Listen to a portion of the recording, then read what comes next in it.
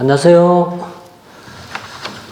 자, 지난 시행됐던 3월 23일 시행됐죠. 국가직 9급 공무원 문제에 대해서 좀 강평하도록 할게요. 여러분, 요 해설지 가지고 계시죠, 지금? 해설지, 없어요? 뒤쪽에 아마 있을 것 같은데. 해설지 보셔도 되고, 뭐 아니면은 이따 보셔도 상관없어요. 여기 보면 강평에 몇 가지 출제 경향 추이라든가 또 문제의 어떤 스타일 변화라든가 이런 걸 좀 몇 가지 좀 분석을 해갖고 옆에 지금 적어 놨는데 2024년도 국가직 문제는 한마디로 얘기하면요, 온탕과 냉탕을 오가는 완전 극단적 문제였다고 생각해요. 그러니까 문제라는 게 이런 거예요. 쉽고 어려운 게 있잖아요. 완전히 이렇게 극명하게 대립되는 문제예요. 그래서 너무 이렇게 편차가 심하다고 보시면 돼요. 그러니까 지역적 문제는 엄청나게 지역적이고 쉬운 문제는 아주 쉽게 나왔어요. 그래서 변별력이라는 측면에 봤을 때 별 도움이 되겠나 이런 좀 생각이 듭니다. 왜냐면 우리가 가장 이상적 문제라는 거는 공부한 만큼. 그러니까 공부의 정도에 따라서 문제가 비례해야 되거든요. 그렇지 않다는 얘기예요. 하나 안 하나 틀린 문제는 틀릴 거고, 그 다음에 하나 안 하나 맞춰지는 문제 맞췄다 이런 문제에서 조금 변별력 문제에서는 좀 아쉽다라고 생각이 듭니다. 기존에 없던 문제가 법령에 대한 문제가 상당히 많이 출제가 됐어요. 그래서 이 법령에 대한 것이 거의 세 문제 정도가 출제가 됐는데, 법령에 대한 문제가 들어가는데 그 내용이 문제는 법령이 있다 하더라도 유추할 수 있는 문제가 아니고 너무 구석진 문제가 포함되어 있었기 때문에 역시 좀 아쉬움이 있다라고 생각합니다. 통상 최근에 어떤 출제 패턴을 가지고 봤을 때 최근 시험 문제 중에서 가장 어려웠던 시험이 2023년도 국가직 문제예요.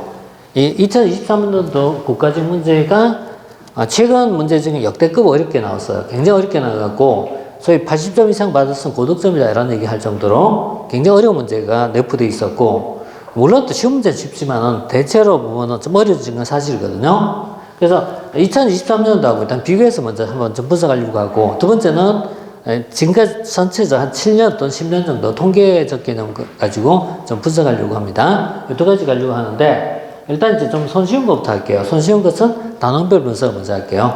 단원별 분석을 먼저 좀 해놓고 나서 보자면은, 단원별 분석은 이 7년간 평균을 가지고 본 거예요. 7년간 평균을 가지고 봤을 때, 참고로 여기서 7년이야 말은 9급 시험을 기준 잡은 겁니다. 우리가 시험에서 약간 출제하고 안 맞은 패턴이 7급 시험이라든지 또 다른 종류 시험은 뭐 행정사라든가 패턴이 다르거든요. 그래서 이거는 빼버리고 7급만 가지고 한 400문제 정도를 분석해갖고 해보면은 평균적으로 봤을 때 1편에서 나오는 비중이 3.2문제 정도가 출제가 돼요. 근데 작년에는 한 문제가 나왔다는 얘기예요. 이 말은 진짜 어렵게 내려고 작성했다 이런 걸 얘기한 겁니다.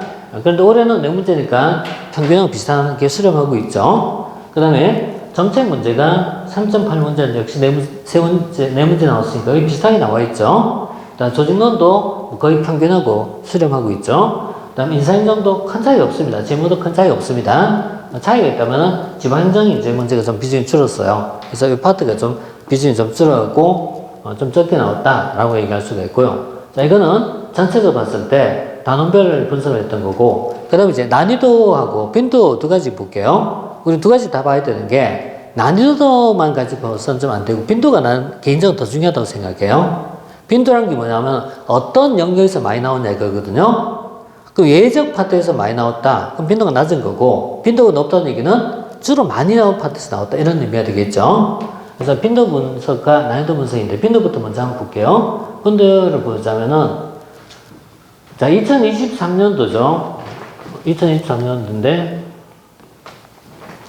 자, 2023년도에서 빈도를 보면은 그러니까 빈도가 높은 영역이 9문제, 7문제, 그 다음에 빈도가 중간적 영역, 그리고 빈도가 낮은 영역이 있어. 빈도가 낮다는 얘기는 자주 출제되지 않는 영역이에요. 그러니까 이 의미는 일찍 말하자면 예외적 문제라고 보시면 되겠죠. 예외적 문제라든가 또는 지역적 문제를 얘기해요. 예외적이나 지역적 문제를 얘기하는데, 예외적 지역적 문제가 보시다시피 3문제 정도가 더 늘었습니다. 이 말은요, 20문제 중에서 무려 9문제가 저 이상한 꼴짝이 문제가 많이 나왔다는 얘기예요.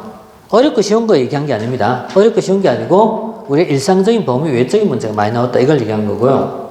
그 다음에 난이도로 들어가서 볼게요. 난이도 문제는 작년도에 아주 최상급 나온 문제가 4문제가 포함되어 있어요. 최상급이 4문제란 말은 이 중간적 문제를 범위를 못 정해서 그렇지만 중안에도 어때요? 중상, 중중, 중하가 있어요. 이 중에서 중상이 포함된 문제가 상당히 많았어요. 그러면서는 올해가 조금 작년보다 어때요? 조금 쉬워졌다 얘기할 수 있습니다. 그래서 한 문제 정도는 작년보다 쉽다 이렇게 보면 돼요. 한 문제보다는 작년보다 쉽다 라고 얘기해요. 그렇다고 뭐 점수가 있잖아요. 왕창 차이 난다 이런 건 아니에요. 그래서 약간 쉬워졌다. 그렇지만 평년보다는 어렵다 이렇게 보시면 돼요. 평년보다는. 그러니까 난이도가, 그러니까 정리하자면 이런 얘기예요. 난이도는 평년보다는 높다. 평년보다 높다. 작년보다는 쉽지만 평균보다는 높다 이렇게 보시면 되겠고요. 그 다음에 빈도는 방금 보죠. 예전 지역적 문제가 이게 많이 증가했다는 얘기예요. 이게 많이 증가했다. 그래서 결과적으로 본다면 어때요? 시험 문제에서 점수가 많이 오지 않을 거라는 얘기입니다. 이게 뭐 몇 점 나온다고 딱 집어 말하기 어려운 게 몇 달 있으면 다 표가 나는 상황이라고 웬만하면 하고 싶진 않아요. 그리고 뭐 내가 그럴 필요도 별로 없고. 근데 뭐 보면 저기 인터넷에서 이거 홍보하시는 많은 분들은 다 매일 똑같은 거예요. 쉽게 나왔다. 아니면 이 정도 맞출 수 있다. 내 책을 보면 다 할 수 있다. 이런 식으로 얘기하거든요. 그거 불가능한 얘기입니다. 수험생은 아무리 공부해도 공부하지 내용이 나옵니다. 다만 대처 능력이 있는 사람들을 맞춘 거고 공부한 범위에서 뭔가를 찾으려면 절대 못 찾습니다. 그거는 현실입니다. 그래서 우리가 공부해도 못 맞출 수 있는 문제가 적어도 2문제에서 3문제 된다는 얘기예요. 그렇게 보면은 이런 고득점의 비율을 얘기한다면 85점 정도면은 고득점이라고 생각하면 될 것 같아요. 이렇게 보시면 되겠고 90점 이상 받았다면 상당히 잘 받았다고 보시면 돼요. 아마 합격자를 기준으로 한다면 85점 정도 나오지 않을까 이렇게 생각합니다. 그러나 그거는 편차가 있잖아요. 다른 과목 관계가 있기 때문에 일률적으로 얘기할 수는 없어요. 자, 일단 뭐 그런 식으로 이제 보시고 그래서 뭐 대략 한 85 플러스 마이너스 5점 정도에서 합격선이 결정되지 않을까 이렇게 생각합니다. 이렇게 얘기한 거고 그리고 실질적으로 평균을 얘기하면 훨씬 떨어집니다. 평균을 따지면 아마 60점 정도 나오지 않을까 이렇게 생각해요. 이렇게 볼 수 있고요. 자, 일단 이제 빈도 분석은 이렇게 있고요. 그 다음에 이제 두 번째는 이제 출제에서 어떤 문제가 나왔냐라는 건데 아까 얘기했던 법령에 대한 문제가 있거든요. 우리 뒤에 보면은 알지만 10번, 14번, 16번 문제가 있어요. 10번, 14번, 16번 이렇게 문제가 있는데 이게 법령 문제거든요. 법령에 대한 문제가 10번 그 다음에 14번 19번 이렇게 들어가 있는데 10번에서 나왔던 비영리 민간단체 지원에 관한 법이라고 있어요. 비영리 민간단체 지원에 대한 부분은요 이 민간단체 지원 이게 그러니까 이런 수업할 때 NGO 지원에 관한 법이 있다라는 것만 얘기했고 사실은 자세히 얘기하지는 않았어요. 이게 있다는 것만 얘기했지. 그럼 그거 가지고 우리가 유추해서 푸는 문제 이거는 실제 법을 공부하든 안 하든 큰 차이가 안 납니다. 이런 거는. 그 다음 14번 문제가요. 이제 이해충돌방지법이죠. 이해충돌방지법이 작년에도 출제됐고 올해도 출제가 됐어요. 그래서 양쪽 다 출제가 됐던 부분인데 그것보다 조금 더 자세히 들어갔습니다. 그 다음 세 번째가요. 온실가스 감축 인지 예산제도에 대한 문제예요. 그래서 온실가스, 우리 교재는 있어요. 교재 있는데 설명하지 않았던 내용입니다. 온실가스 감축에 대한 문제. 이런 내용들은요. 14번은 그래도 뭐 최근 관심사니까 이해돼요. 그럴 수 있어요. 그럴 수 있는데 10번이나 19번 문제는 완전 지역적 문제예요. 그럼 이건 뭘 의미하냐면 다음에 이 파트 공부해야 된다는 의미는 아닙니다. 내 생각에는. 그냥 나왔다 이거지. 다음에 공부하겠다는 거하고 별개의 문제예요. 그래서 이런 내용들은 그냥 나왔다는 것 뿐입니다. 왜냐면 또 뭐 중요하기 때문에 나온 건 아니기 때문에요. 자, 이렇게 이제 보시고. 그 다음에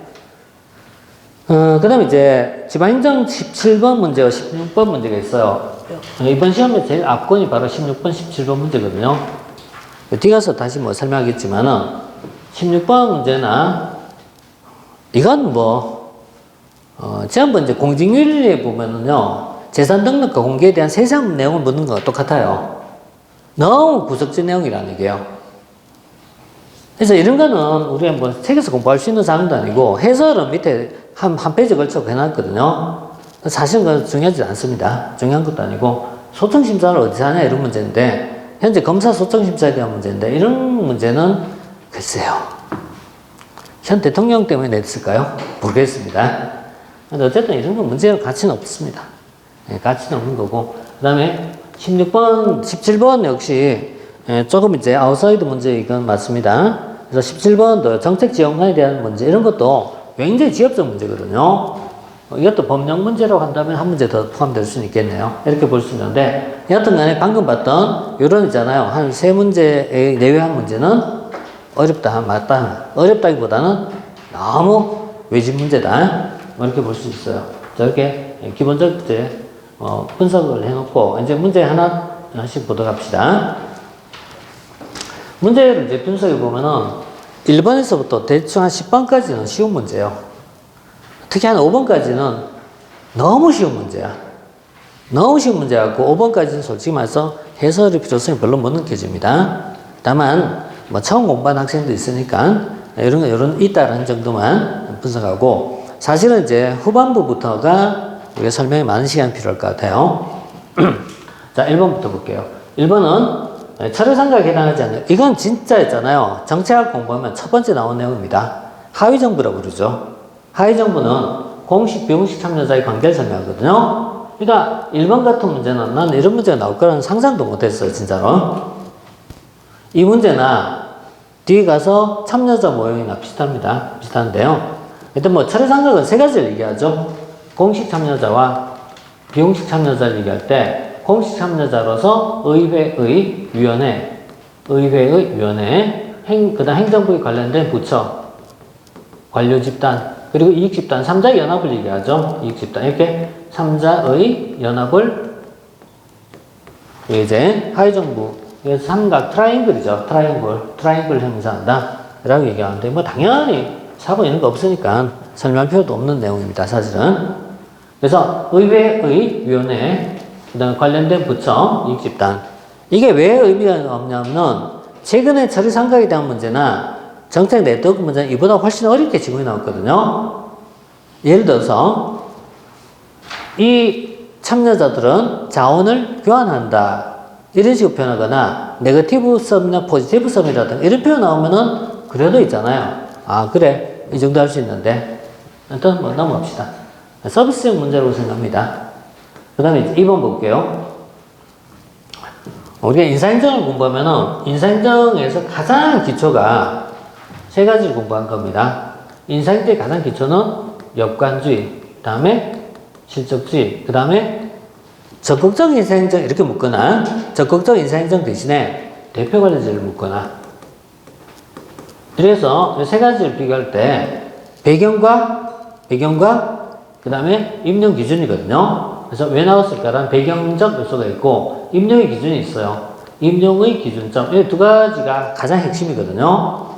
그럼 역관주의 왜 나오게 됐다? 이 당시 정당 정치 발달 이런 거 이제 쓰시면 되거든요. 그래서 뭐 정당 정치가 발달했기 때문에 나왔다 이런 것이 들어갈 수가 있고요. 이 과정에 보면 우리가 있잖아요. 뭐 잭슨이라든가 그 다음에 뭐 제퍼슨이 이런 사람들이 좀 등장을 해요. 그래서 잭슨 대통령이 공직 경질 사상이 있습니다. 여기서 나왔던 것이 여기 들어가고요. 잭슨이죠. 잭슨의 공직 경질 사상 이런 것이 들어가고요. 그 다음 실적주의는 이 산업사회 발달에 따라서 역관주의 극복이죠. 역관주의를 극복하기 위해서 나왔다. 그런데 여기서 중요한 게 개인의 능력을 가지고 임명하다. 그래서 이 과정에서 핵심적 키워드가 네 가지입니다.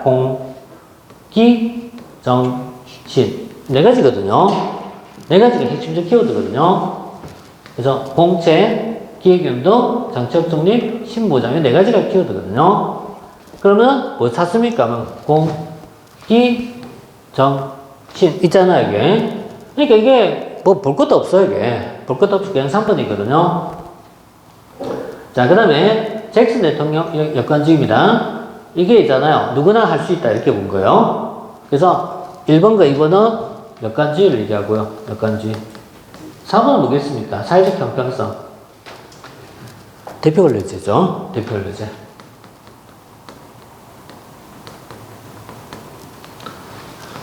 그래서 인사행정의 이 세 가지 구분한 문제는요. 개인적으로는 이 파트가 시험 나오는 확률은 거의 99%입니다. 이거는. 모든 시험에서 나온 겁니다. 근데 대부분 다 뭐죠? 서비스형 문제예요.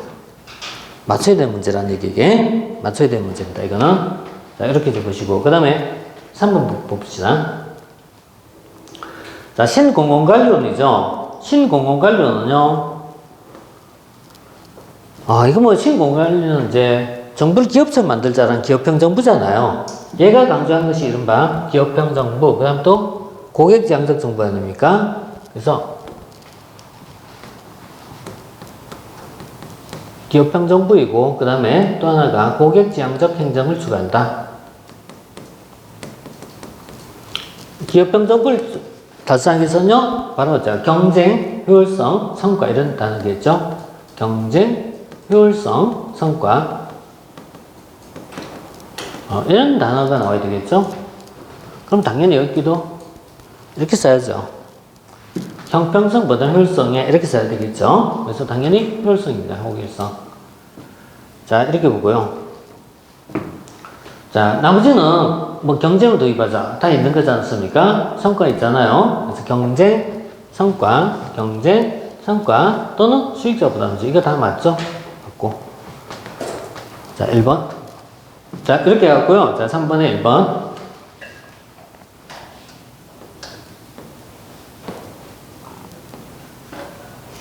자, 그 다음 4번은 시장 실패 이론이거든요.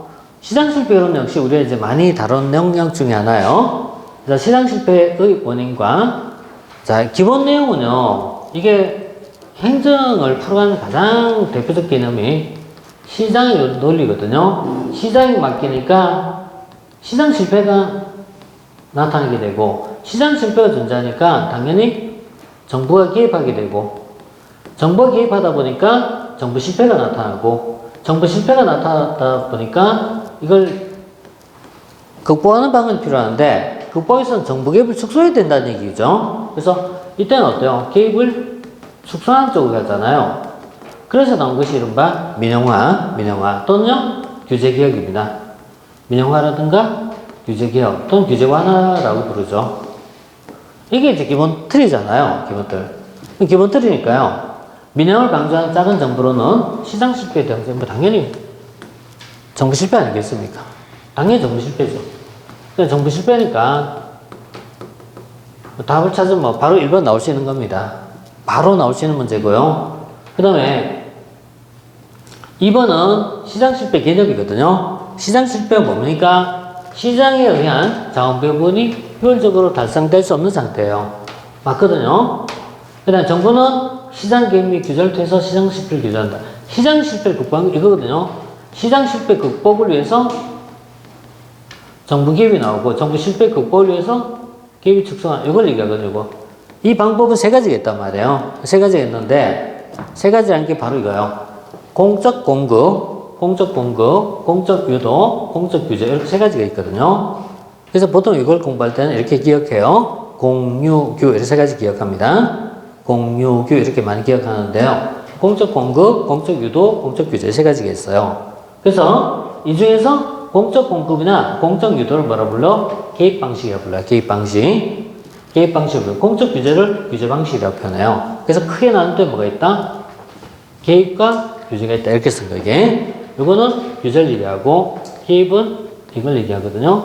이걸 개입한 거거든요. 그러니까 크게 나눌 때 어때요? 개입과 규제가 있다. 이렇게 쓴 거, 이게. 뭐 사실은 여기까지 몰라도 푸는 문제이긴 해요. 하는 김에 얘기했을 뿐이지. 하는 김에 보는 거지. 그래서 뭐 이렇게 보시면 되겠고, 그 다음 공공재의 존재는 대표적인 시장 실패를 요인이다. 맞죠? 맞죠? 그래서 이렇게 이제 시장 실패 요인이 되는 방식입니다. 그래서 4번은 시장 실패 이론에 대한 대표적 내용이었고요. 자, 그 다음 이제 5번 볼게요. 그러니까 기본적인 문제가 4번까지는요, 진짜 시험 문제 풀면서 자신감을 북돋을 수 있는 문제였어요. 여기까지는 기쁨만 풀 수 있는 문제였어요. 근데 이제 슬슬 어려지기 시작해요. 슬슬 어려져갖고 조금씩 어려지더라고요. 옛날에 이게 있잖아요. 행시나 또는 외시의 문제 스타일처럼 가고 있어요. 옛날에 2004년도까지 고시가 있었어요. 고시 뭐 행시, 외시, 사시 이런 게 있었거든요. 그때 문제가 사시 문제인데 이렇게 나와요. 처음에는 아주 쉬워요. 진짜 1회독만 풀 수 있어. 그 다음에 뒤로 쭉 넘어가면요. 2회독 점은 약간 생각 까딱까딱하게 돼. 근데 저 뒤에 갖고요. 한 30번 넘어가면요. 이게 뭐지? 공부할 수가 없는 문제가 나와요. 그래서 평균 점수가 보통 70점 정도예요. 그러니까 만점이 보통 한 80점 정도예요. 고시 문제가. 지금 우리 시험이 그런 스타일로 좀 가고 있어요. 약간. 근데 중간에 그러려면 문항수가 많아야 돼요. 20문제는 조금 박해요.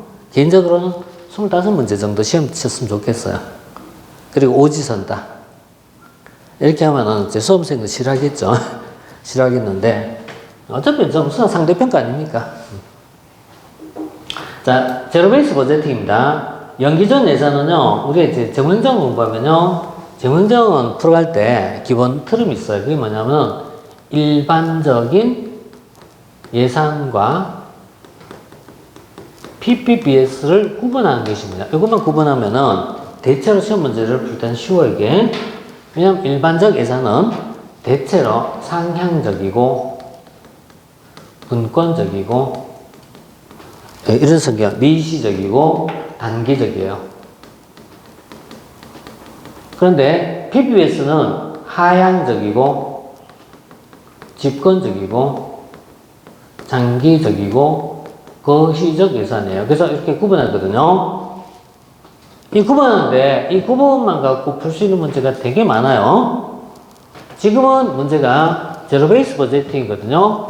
제로베이스 버제팅은 보통 정리할 때 이렇게 써요. 신규 사업과 계속 사업 모두를 0의 기준에서 재평가거든요. 0의 기준에서 재평가거든요. 이게 기본 틀이거든요. 이제 개념이거든요. 자, 그러면은, 일단 이제 쭉 보세요. 쭉 보면 1번부터. 기존 사업과 새로운 사업. 맞죠? 그 다음에 두 번째, 원화선 연기준 예산을 적용한 경험이 있다. 이런 식으로 표현하면 어때요? 대체로 이런 식으로 표현하면 대체로 90%는 맞는 표현인 거야. 아닐 수도 있겠지만, 대부분 맞다고 보시면 돼요. 대부분. 그러니까 이런 건 대개 90%는 있잖아요. 맞음 이렇게 들어가는 거야. 구체적으로 뭐 있다란 걸 물을 필요는 없는 거고요. 그 다음에 세 번째, 디시전 유닛이나 의사결정 단위가, 이건 여기서 나오는 가장 대표적 표현입니다. 이게 의사결정 단위라는 말을 써요. 이건 대표적 표현이 맞아요. 여기까지는 맞거든요. 4번은 틀렸단 말이에요, 그냥. 왜? 보시다시피 연기전도 여기 포함되거든요. 연기전은 여기 포함하는데 PPS는 장기적 하향적이란 말이게 직권화돼 있단 말이에요. 그러니까 이거는 PPS를 얘기하겠죠, 그죠? 그러니까 4번은 PPS니까 그냥 얘가 답인 거야, 이게 답인 거야. 그래서 이런 스타일 문제는 아주 기본형이라고 생각합니다. 쉬운 문제로 봅니다. 자, 그 다음에 5번이었고요. 그 다음 6번 볼까요? 참여자에 대한 문제예요. 참여자는 제가 앞서서 얘기했지만 참여자는 오늘 이론 수업에도 잠깐 언급했던 내용 중에 하나입니다. 그래서 우리 이제 공식적 참여자와 비공식 참여자가 있을 때 공식적 참여자라 하면 only 정부 뒤에 더 끝은 뭐 만이라고 만 이렇게 쓴 거죠. 비공식은 정부가 아니면은 모두 비공식이다 이렇게 본 거죠. 그래서 공참여자는 정부만이라고 본 거예요. 그럼 정부가 뭐 있습니까? 입법부, 행정부, 사법부, 끝 있잖아, 끝. 나머지 다 비공식이잖아요. 다 비공식인데 대표적으로 정책학에서는 이익집단, 정당, 그죠? 그 다음에 여론, 언론, 전문가 집단, 시민 이렇게 다양한 비공식 참여자가 있어요. 정당이 있어요. 정당은 여당도 야당도 관계없이 모두 비공식이란 말이죠. 그러니까 문제 풀면서 있잖아. 얘는 비공식이다. 얘는 아니잖아. 공식이다. 이게 이렇게 읽으면서 바로 들어와야 돼. 정당 공정 아니 정당 비공식인데 그치? 그러니까 이렇게 시험 치면서 이렇게 쓰란 말이지. 정당 비공식 참여자. 그래 비공식 틀렸잖아. 문제를 풀 때는 늘 얘기하지만은 옳지 않은 거는 줄 필요 없어요. 옳은 거 나오면 무조건 체크해야 되고 그다음 모든 지문은 항상 어때요? 비워두면 안 돼요. 비워두면 안 되고 어때요? 지문에 표시하세요. 표시하고 틀렸어. 항상 나온 게 틀렸어. 그래 중간 애매함 이런 여러 가지 아니 뭐 이렇게 하는 이거 개인 취향입니다. 이렇게 하든 이렇게 배웠든 맞는 거야 뭐 다 이렇게 표현하면 되겠지. 이렇게 표현하면 되겠고 애매할 때 자 그래서 역시 추가적 내용 필요 없습니다. 필요 없고 자 다음에 예 여기까지 이제 쉬운 문제 시대가 지나갔습니다. 이제 쉬운 문제에서 중급 문제로 넘어가기 시작하네요. 국고 채무부담회의가 있어요. 이거를 우리가 재무행정에서 공부하면 등장해요. 첫 번째 등장한 것은 예산 편성이 나와요. 예산 편성. 두 번째 등장한 거는 예산 집행에서 통제와 신축성 유지에서 또 한 번 나와요. 두 번째 나오는데 일단 이제 국고 채무부담회의가 뭔지를 먼저 선의해야 되겠죠. 국고 채무부담회의란 국가가 채무를 부담하고자 할 때 자 이거요. 자 일단은 국가가 우리 이제 재원을 확보하고 자 국가는 재원을 확보하고 다음에 예산에 반영해야 돼요. 예산 편성 재원을 확보하고 예산 편성해야지 다음에 이게 차질 없이 진행이 됩니다. 그런데 국가가 재원을 확보하지 못하고 뭐부터 한다? 예산에 반영되는 거야. 예산에 반영돼. 그럼 그 다음에 뭐가 해야 한다? 그 다음에 빚이 남단 말이에요. 그래서 그 다음에 어때요? 빚이 남아. 빚이 어떻게 써? 쓰나요? 빚으로 남는다.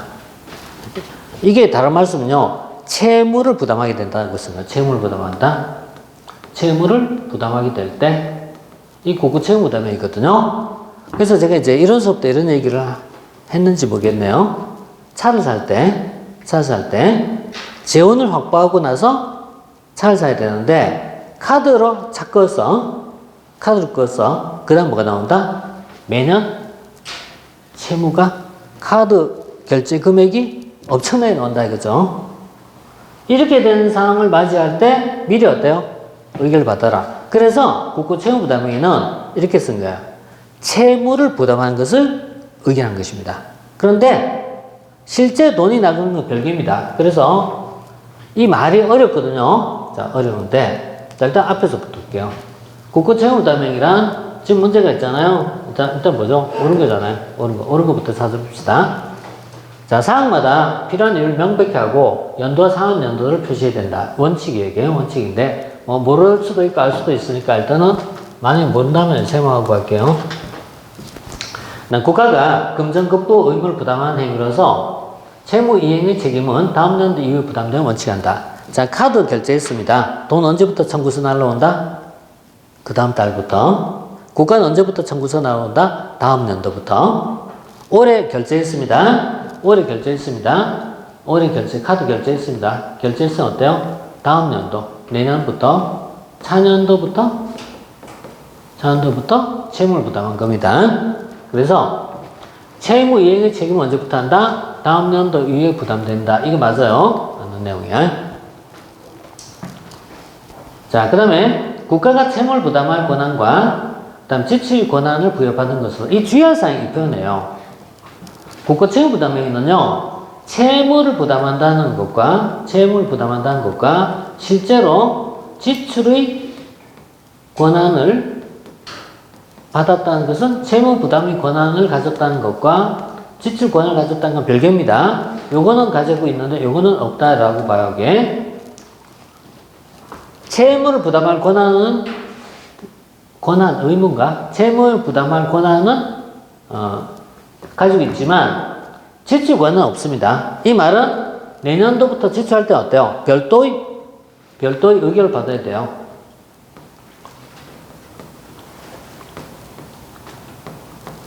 그래서 별도의 의결을 받아야 됩니다. 이걸 있잖아요. 채무 부담의 권한을 가졌지만 채무의 지출 권한을 부여받는 것은 아니라는 얘기야. 아니다. 따라서 지출을 위한 국회 의결 대상 지역안에 포함됩니다. 요 말이 아마 가장 이해가 어려웠을 거라고 생각합니다. 자, 이게 좀 이해가 어려웠을 거라고 생각하고요. 그 다음에, 자, 리얼. 단년도 예산원칙의 예외라는 점에서 계속비와 동일하지만, 공사나 제조업, 연구개발 등의 사업이 한정되어 있다는 점에서 한정되지 않은 계속비와 차이가 있다. 이게 뭐냐면은, 우리가 계속비가 있죠. 국고채무부담회가 있죠. 계속비는 용도에 제한이 있어요, 없어요? 계속비는 용도가 세 가지죠. 법률, 그죠? 계속비는 딱 정해져 있어요. 딱 세 가지. 법률, 공사, 제조, 연구. 공사, 제조, 연구에 필요한 경비를 어떻게 해요? 5년까지 쓸 수 있는 것을 계속비라고 부르죠. 그래서 5년까지 쓸 수 있는 것을 계속비라고 부르죠. 그런데 국고채무부담회는요, 제한이 없단 말이죠. 제한이 없죠. 제한이 없고, 기간도 어때요? 제한이 없어요. 국고채무부담이 몇 년까지 쓸 수 있죠? 엔틀리스야, 이게. 거기 정해놓은 대로 하면 됩니다. 예를 들어서, 그죠? 미국 영사관 계약을 체결했어요. 그 계약 체결한 기간이 있을 거 아닙니까? 그게 10년일 수도 있고 20년일 수도 있잖아요. 그럼 10년일 수도 20년도 됩니다. 자, 이렇게 해갖고, 국고채무부담에 대해서 지금 보고 있는데, 그럼 이게 틀렸잖아요. 틀렸던 내용인데, 7번 문제는 내용을 이해 못하면은, 요 지문을 분석이 안 될 거라고 생각해요. 그러니까 이건 이해하는 시간이 좀 필요합니다. 시간이 필요하고, 그 다음에 조금 더 자세히 들어가면요, 이렇게 표현되어 있어요. 좀 더 자세히 들어가면요, 이렇게 표현되어 있어요. 그러니까 국고채무부담이 이렇게 들어가요. 일반적으로 세출 예산은 지출 권한을 부여받았고요. 그 다음에 용도의 제한이 없어요. 그리고 세무 시청 1년이에요. 그렇지만은 계속비는 아까 얘기했던 5년입니다. 5년. 5년까지 할 수 있고, 용도는 세 가지였죠. 공사, 제조, 연구 세 가지였잖아요. 이게 충분한 걸 얘기하고, 국고채무부담행위는 기한 제한이 없어요. 제한이 없고, 용도도 따로 제한이 없어요. 이런 면에서는 차이가 있다. 이렇게 봅니다. 자, 그럼 다시 한번 정리해 볼게요.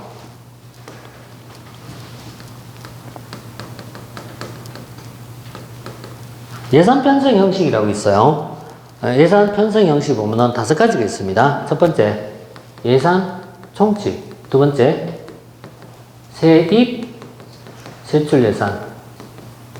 그 다음에, 명시월비, 계속비, 명시이월비. 그 다음에 또 하나가 지금 보는 국고채무부담행위. 제가 이거 했잖아요. 1원에서도 이렇게 소개를 했어요. 세입, 세출 예산 몇 년짜리 오겠죠? 1년짜리가 2번 세입, 세출 예산이에요. 그 다음에 만약에 이게 더 길게 가는 거야. 더 길게 가고 이게 최대 5년까지 가도록 하는 것이 뭐다? 방금 봤던 계속비. 계속비. 그리고 한 해를 넘길 때가 있어요. 한 해를 넘길 때 이게 명시월비. 그래서 자, 세입 세출 예산 여기까지. 계속비는요 5년까지. 명시월비는 이 정도. 국고채무부담이 어디까지? 쫙 끝까지 가는 거예요. 끝까지.